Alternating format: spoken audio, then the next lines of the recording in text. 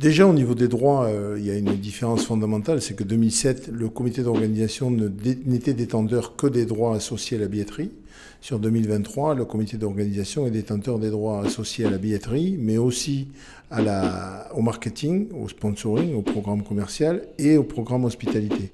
C'est une très grosse différence parce que si on parle chiffres, 2007, on tournait sur un budget de 260 millions d'euros.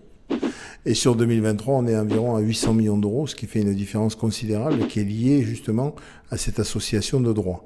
Donc sur le plan économique, c'est une grosse différence. Sur le plan environnement, c'est une différence très importante puisque les circuits de communication, les méthodes de communication, les outils de communication ont considérablement évolué. Donc il faut s'adapter. En 2007, pour la petite histoire, on faisait encore des pubs télé. On n'en fera pas en 2023. On sera beaucoup sur de la communication digitale et de la captation d'audience, de l'engagement des différents publics. Donc tous ces sujets-là, évidemment, feront que 2023 sera vraiment différent de 2007.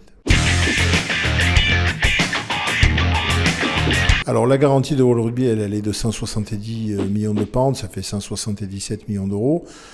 Ça, c'est pour la partie dépenses, plus 236 millions d'euros de dépenses d'organisation, ce qui nous fait environ 400 millions d'euros de dépenses. En face, on a 370 millions d'euros de recettes billetterie et 90 millions de contributions des collectivités publiques. Donc, globalement, on est sur un budget prévisionnel avec des recettes à 450 millions d'euros et des dépenses à 400 millions d'euros. Alors, dans le cadre de la convention constitutive du GIP, il y a un article qui est très précis qui indique que les bénéfices de la Coupe du Monde de rugby seront tous attribués au financement de projets de développement de rugby. Ces projets peuvent être présentés par la fédération, peuvent être présentés par des villes, par des collectivités, mais 100% du bénéfice sera réinvesti dans des projets pour développer le rugby.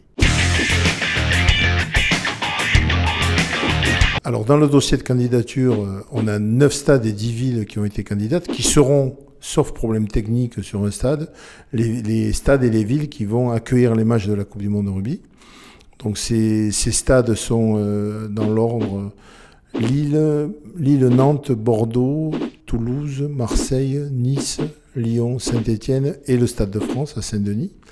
Donc ces villes sont d'ores et déjà désignées et se sont engagées dans le cadre du dossier de candidature.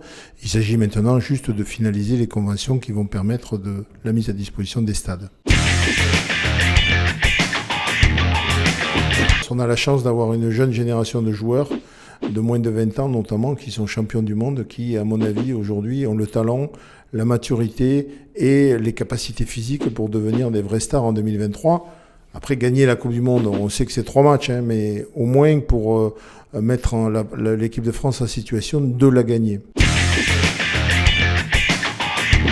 C'est un événement lié à un sport qui est différent, donc on veut exprimer cette différence et donner du sens à cette Coupe du Monde à travers le lien social, à travers tout un certain nombre d'éléments qui font partie de l'ADN de ce sport et qui devraient nous permettre effectivement de nous exprimer dans un contexte et sur des territoires totalement différents des autres événements sportifs. Allez suivre le compte Rugby Business parce que c'est là que vous trouverez les meilleures informations.